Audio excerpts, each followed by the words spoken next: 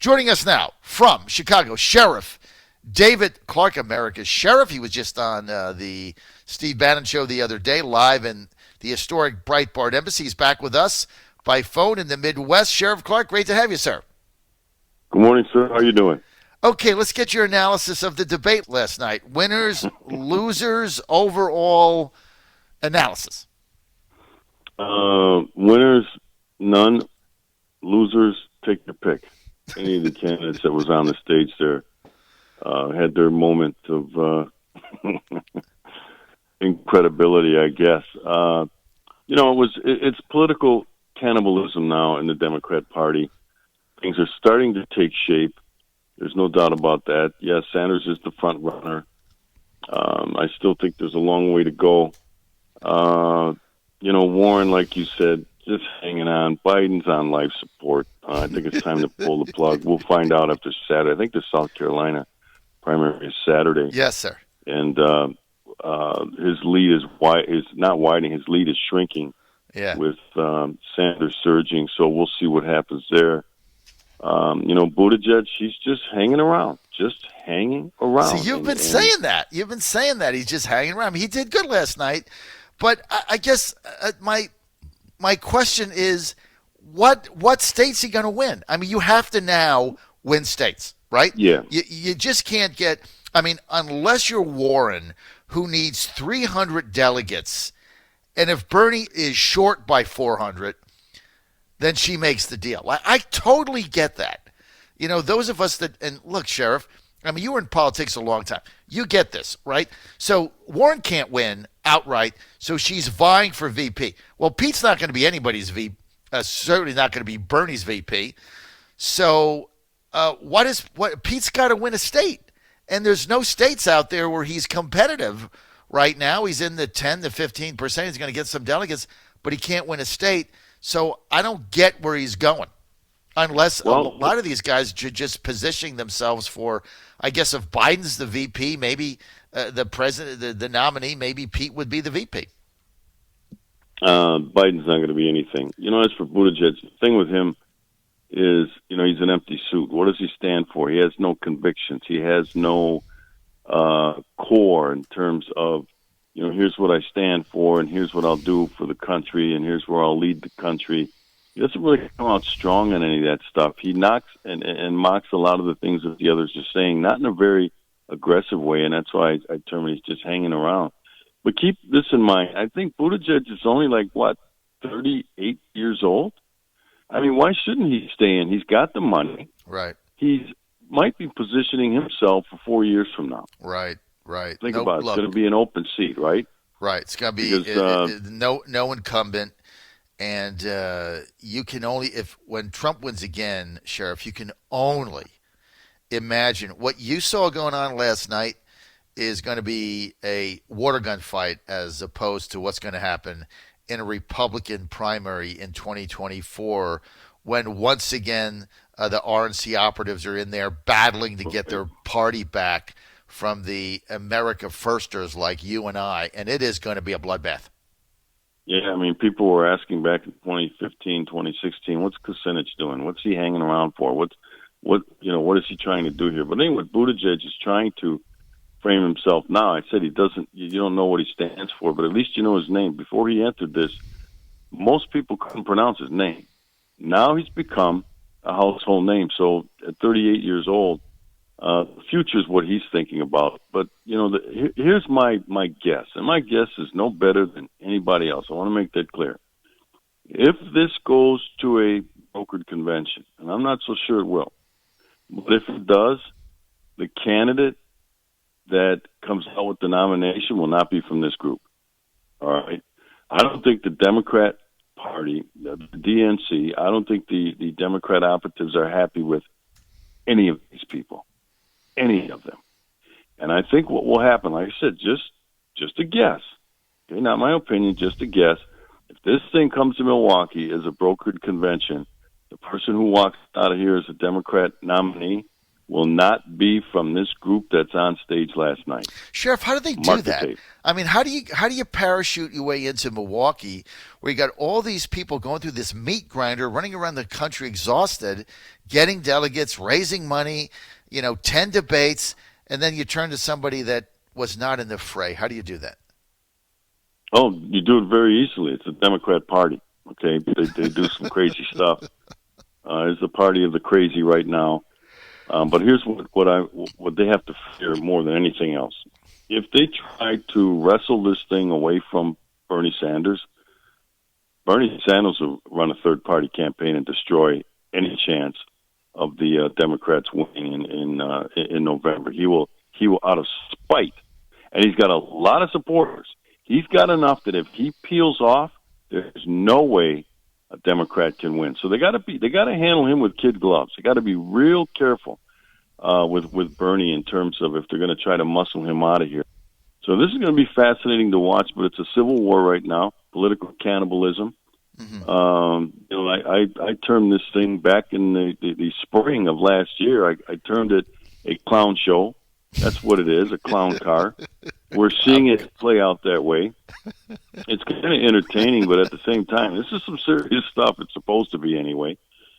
Potential president of the United States could come out of this clown show over here. And I love when you call it a clown car. It always makes me laugh. Because that's what it is. That's what it is. So, Joe Biden last night, and I'm reading this thing here on one of the reviews of the debate. Joe Biden mentioned that 150 million Americans have been killed by gunfire since 2007. Okay, let's play this clip. Hang on.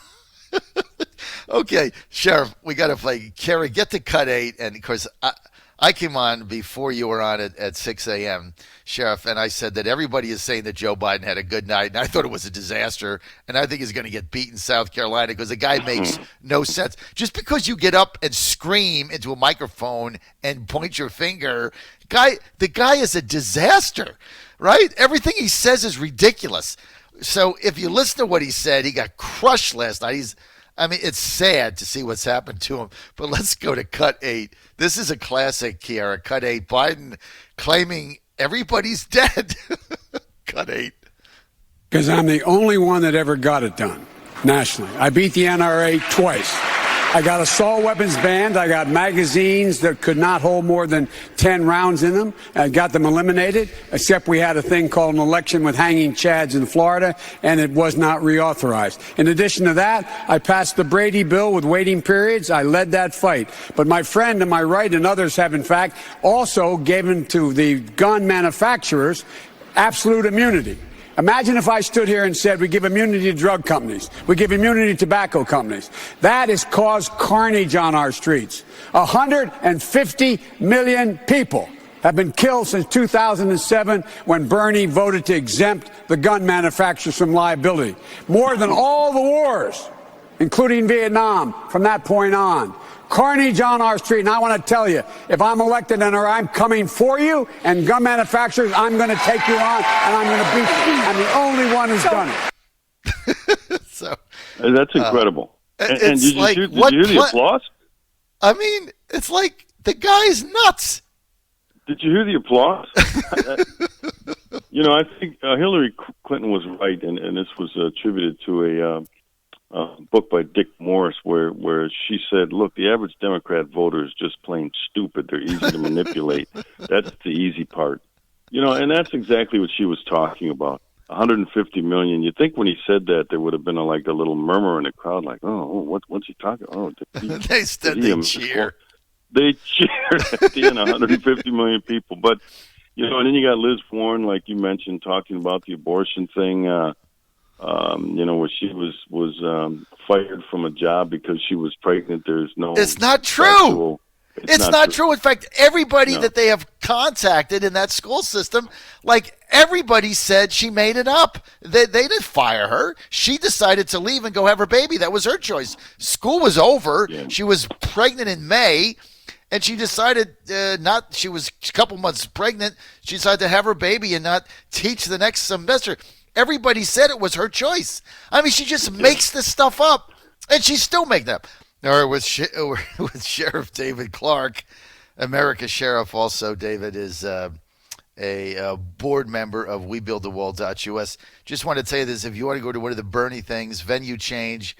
Bernie Sanders to hold rallies in Virginia ahead of Super Tuesday. Due to overwhelming response, they say rallies in Richmond and Northern Virginia move to larger venues. Representative Ilhan Omar is to join Bernie Sanders in Northern Virginia on Saturday. Representative Omar. Oh, goody. All right, let's play this clip for Sheriff Clarke. It's not fair, Sheriff. We're just having too much fun with the clown car. Here's Biden and Klobuchar. This is a classic. Amy was like, what the hell are you talking about? Cut 6. I wrote that law. Along with, you didn't write that bill. I wrote that bill. I wrote the bill, the Violence Against Women Act, that took you did that out of the hands of people who abused we'll her. We'll have a fact check look at this. Let's look at the fact check. Goodness. The only thing that the boyfriend loophole was not covered. I couldn't get that covered. You, in fact, when you were as a senator, tried to get it covered, and Mitch McConnell is holding up on his desk right now, and we're going to lose the Violence Against Women Act across the board. Okay, so if I could finish. I have the bill. Anyone can check it out to close the boyfriend loophole. Also, to close the Charleston loophole is another bill that's out there, universal background checks. But let me say how we win this. We've got to win in the middle of the country. And while everyone talks about winning rural areas, suburban areas, I'm the only one up here with the receipts that has actually repeatedly, while being for the assault weapon ban, won in Republican congressional districts over and over again, including Michelle Bachmann's district. So. Well, Sheriff, she has a point, don't you think? I was just listening to that, and I was saying to myself, out of that whole group of crazies there, she's the only one that can at least make a point and at least sound, put a sentence together and sound reasonable. Joe, he's just throwing stuff out there now. It's amazing how he just makes stuff up on the fly and he tries to sound convincing. I think it's kind of sad. I think he's, what do they say? A few fries short of a Happy Meal. I really do. But this is all they have to offer, and they weren't prepared coming out of the gate in terms of, over the last 4 years. They spent too much time trying to redo or undo the 2016 election instead of trying to groom a candidate with a vision, have a platform, party plank with a vision for America. They spent all of the last 3+ years trying to remove Donald Trump. And so this is what they're left with now. Have you seen anybody more stiff than Michael Bloomberg, for heaven's sakes? I mean, the guy, the guy is just, he lives in a bubble, and he's been made to come out of that bubble now. I knew that would happen once he was forced. He didn't want to be in these debates. Yeah, he didn't want. He was getting a lot of pressure. He was getting a lot of pressure about sitting on the sidelines, running all these ads, $430 million worth of ads to try to frame himself, to try to, give himself an image that is totally false of what he says in those ads. He's got actors playing, I worked for Michael Bloomberg. It's a radio ad. That person doesn't identify themselves. They don't say, I'm John Johnson and I was in the office of the mayor. They just say, I worked for Michael Bloomberg, but I've never worked for a nicer guy. You don't even know who's saying it, but we'll see. I'm looking forward to Saturday. Can we agree that he has no future as a stand-up comic? I mean, he tried to tell at least three jokes. You got a bigger laugh. You got a bigger laugh out of me saying that than he got trying to be one. But go ahead. No, he tried to tell 3 jokes last night. All of them were like a complete disaster. Like he can't deliver a punchline. So it was like embarrassing. Like ever try to tell a joke and nobody gets it and they like stare at you and you're like, okay, that didn't go over well. He tried it 3 times. But that was pretty funny. All right, I got to go. We got to wrap. We're out of time, Sheriff. It's great to have you on, man. We'll see you in a couple days. John Fredericks Radio Network, trucking the truth across America.